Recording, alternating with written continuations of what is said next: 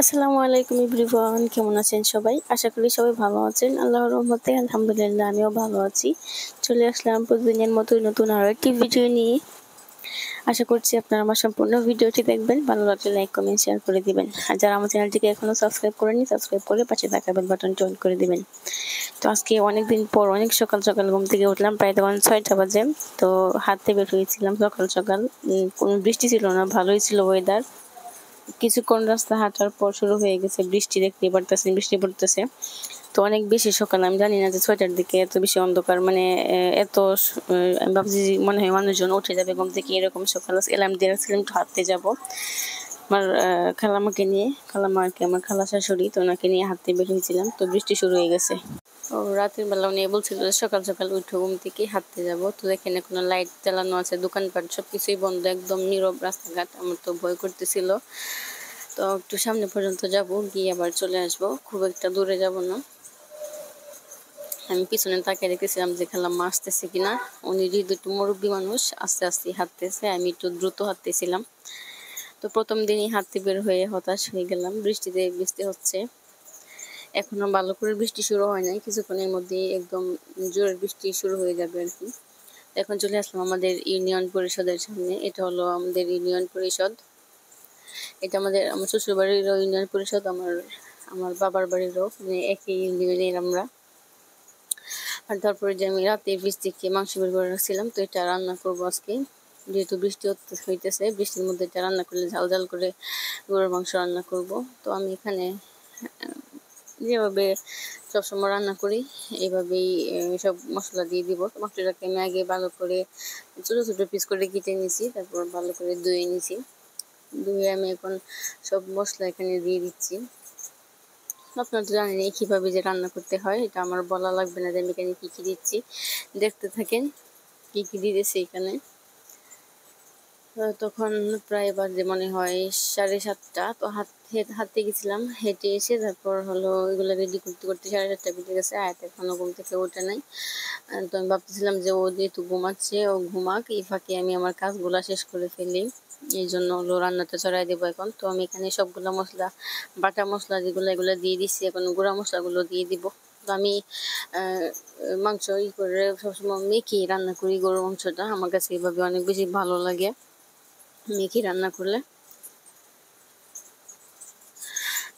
দেখি আজকে রান্নাটা কেমন হয়। আজকেও মাটির চুলাতেই রান্না করবো। তো গরুর মাংস রান্না করলে এদের বাবা মাটির চুলাতেই রান্না করতে বলে আর কি, গ্যাসের চুলায় রান্না করতে দেয় না। আর রাইস কুকারে তো দেয়ই না, রাইস কুকার রান্না করলে নাকি তার কাছে ভালো লাগে না, এর জন্য গ্যাসের চুলাতে মাটির চুলাতে রান্না করি।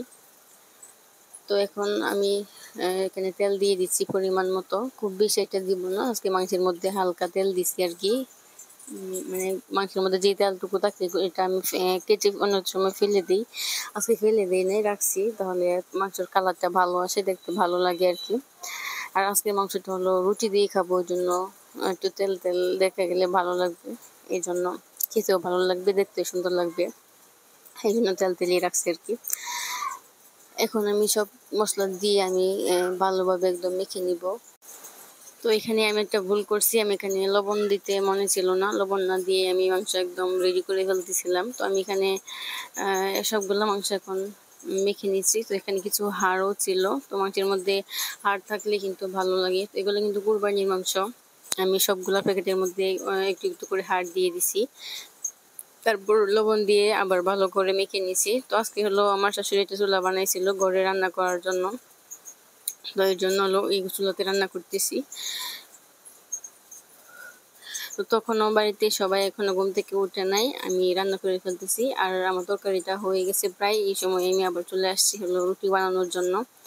তো আয়াত এখন ঘুম থেকে উঠে গেছে, আর আমি এখন রুটিগুলাকে ভালোভাবে বানিয়ে দিব। আজকে হলো ময়দা দিয়ে বানাবো রুটি, চালের আটা খুব একটা ছিল না, এর জন্য মানে অল্প ছিল, এর জন্য হলো ময়দা দিয়ে বানাতে হইতেছে।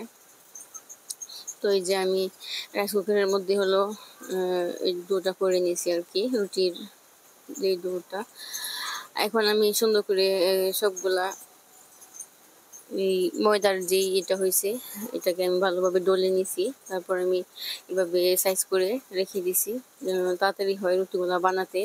এখন প্রায় 9:30টার মতো বেজে গেছে, এখন নাস্তা খাওয়া হয় নাই। তো আমি এখন রুটিগুলোকে সুন্দরভাবে বেলে নিব। আর আয়াত ভাবতেছে এভাবেই রুটি হয়ে গেছে, ওইভাবেই খাবে, কান্না করতেছে আমাকে পিঠা দাও পিঠা দাও। তো এটাকে ভাজতে হবে, মানে সেঁকতে হবে আর কি, তারপর খেতে হবে।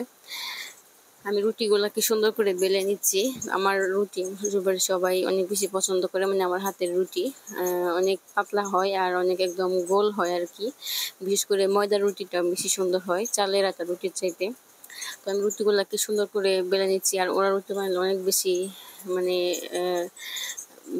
কি বলবো এটাকে, ভারী হয় আর কি, অত বেশি পাতলা করতে পারে না। তো আমার রুটিগুলো বানানো এখন শেষ, আমি এখন চলে যাব আবার চুলায়। তো আজকে মাটির চুলাতেই হলো আবার রুটিগুলো সেঁকে নিব, যেহেতু মাটির চুলাতে তরকারিটা রান্না করছি এটার মধ্যে ই করে নিব আর কি। তারপরে যে বসাই দিছি, এখন তাড়াতাড়ি করে হলো রুটিগুলাকে সেঁকে নিতে হবে, নাস্তা খেতে হবে, অনেক বেশি ক্ষুধা লেগে গেছে। তো বৃষ্টির দিন ঝাল ঝাল গরুর মাংস দিয়ে রুটি খেতে অনেক বেশি ভালো লাগবে হয়তো বা। তো আমরা এখন খাবো, সবগুলো রুটি আগে সেঁকে নিই, তারপর আমরা আমরা হলো খাবো আর কি। তো যেহেতু প্রথমবার দিছি রুটিটা কেমন যেন হয়ে গেছে, তো এটাকে আমি ভালোভাবে উল্টায় নিব। তো এই যে আমি আবার লাস্ট মুহূর্তে দেখাচ্ছিলাম, তো আমার রুটিগুলো সবগুলো রুটি একদম সেঁকা হয়ে গেছে, এখন আমরা নাস্তা করে নিব। তো এই যে আমার তরকারির ফাইনাল লুকটা আমি দেখাইতে বলে গেছিলাম। আর আমার এই যে রুটিগুলো আমরা এখন নাস্তা করে নিব। তো আজকের ভিডিওটা এই পর্যন্তই, কেমন লাগলো সবাই জানাবেন, ভালো লাগলে লাইক কমেন্ট শেয়ার করে দিবেন। আর যারা আমার চ্যানেলটিকে এখনো সাবস্ক্রাইব করেননি, সাবস্ক্রাইব করে পাশে থাকা বেল বাটনটি অন করে দিবেন। দেখা হবে পরবর্তী কোনো ভিডিওতে। সবাই ভালো থাকবেন, সুস্থ থাকবেন এবং আমার জন্য দোয়া করবেন আর আমার আয়াতের জন্য দোয়া করবেন। আল্লাহ হাফেজ।